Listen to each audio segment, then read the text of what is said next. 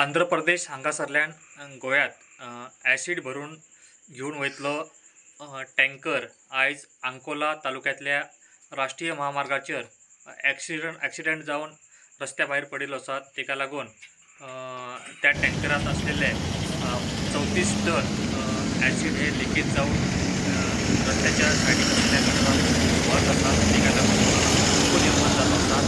मात्र ही जी माहिती मेळटाच संबंधित अधिकारी अग्निशमन दल घटनास्थळी दाखल जाल्ले आसात आणि तेंच्यांनी हे ॲसिडाचो बंदोबस्त करपाचे कार्य सध्या चालू केल्ले आसात। ह्या अपघातात जो टँकरचो चालक आसा तो जखमी जाल्लो आसा।